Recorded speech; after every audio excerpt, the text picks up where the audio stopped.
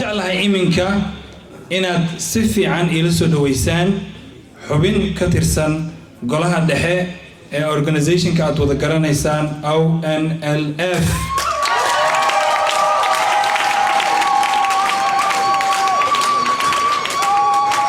xubintaas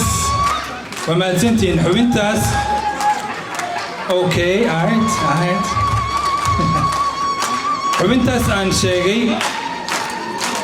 وعرب محمد آذن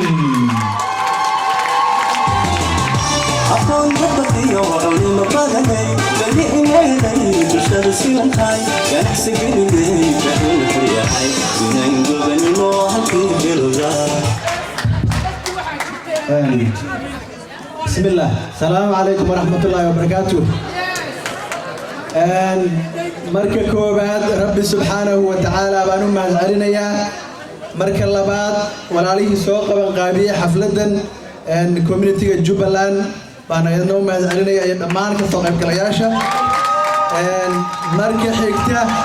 وحان جالها هنا سودوية ولالكن honorable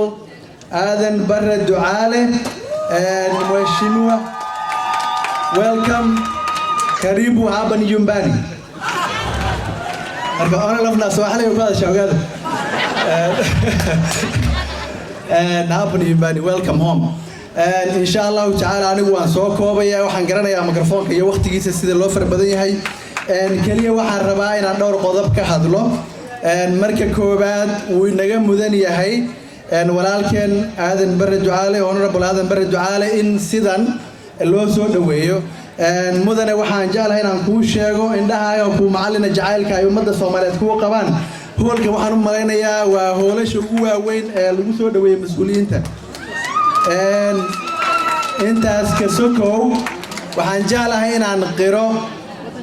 qofka aan bilow aadanka waxay u qabtaan u mahad celinin Ilaahay inuu soo mahad celin bay u badantay marka waxaan jeclahay inaan u qiro walaalaheenii Soomaaliyeed ee Kenya mas'uuliyiinta ka ah iyo dawladda Kenya doorkii ay ka ciyaareen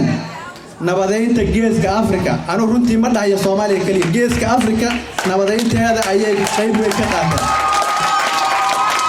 waxaad ogsoontihiin markuu dalkii Soomaaliyeed ee sharafta lahaa burburay soo dhaweyn sharaf labeenu ka helay waa qodob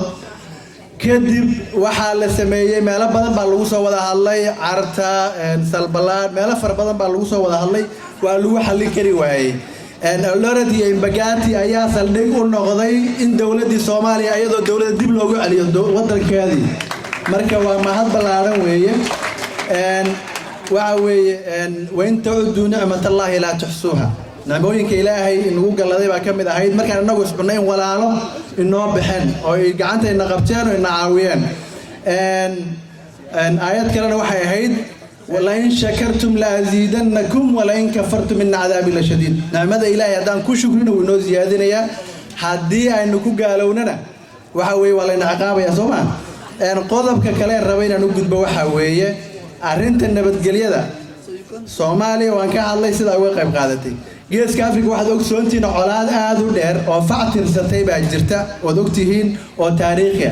waa colaadii soo jireenka ahayd ee ummadda Soomaaliyeed ay gobolka Ogaden region ay ugu jirtay halganka dheer ee colaada ee dhiigu ku daatay Kenya waxay ahayd madal ayay u fudisay gobol bay u fidisay waxayna ka ciyaartay door laxaad leh nabadeynta geeska Afrika iyo gobolka Ogaden maanta waxaad ogsoontihiin in jabahadii wadaniga xoreynta Ogaadeniya oo muddo dheer halka ku jirtay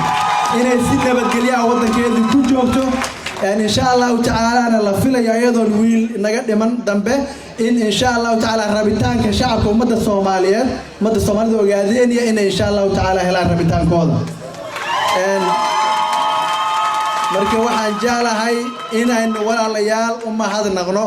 midna waxaan farayaa waxay Soomaalidu maalmaha sheegtaa Soomaaliya ku ballan furtay Soomaaliya kuma ay ballan furin Kenya shakhsiyaad baa laga yaabaa inay ku ballan fureen shakhsiyaad baa ku ballan furay shakhsiyaadkaasina waxa weeye waa interestigood iyo politicska laakiin ummadda Soomaaliyeed wax kasta oo wanaag oo noo gashay dawladda Kenya iyo walaalaha Soomaaliyeed waa noo haynaa kun iyo kow jeer baan u haynaa insha Allah ta'ala hore u socdo idinkuna waxaan rajaynayaa inaad halkaas kasii wadaan ugu dambayn qaxootiga Soomaaliyeed ee maanta ku sugan Dadaab waxaan maqraati ka wadanahay quality education aqoon tayo leh inay maanta leeyihiin maynan ku imanin maaragtay si kale dawladda Kenya oo hagar baxday waliba campuski jaamacadaha ugu wanaagsan Kenya ayaa la geeyay qaxootiyada maantana waxay joogaan wiilashii ka soo aflaxay ka soo qalin jabiyay Mareykanka inay joogaan jaamacadaha Harvard iyo Canada iyo wadamada caalamka ugu horumarsan marka insha Allah taala waxa soo wanaaga walaalayaal aan qirano oo maaragtay walaalayaal u mahad celino dawladda Soomaaliyeedna insha Allah taala danta ummadeeda insha Allah wax ka shaqeyso walaalayaal Kenya ha ka shaqeeyaan midnimada ummadda Soomaaliyeed kuna ha ka daalina mudane honorable Aadan Barre Ducaale horay arintaadu wadan insha Allah taala ka daalina waad mahadsantiin wassalaamu calaykum wa rahmatullaahi wa barakaatuh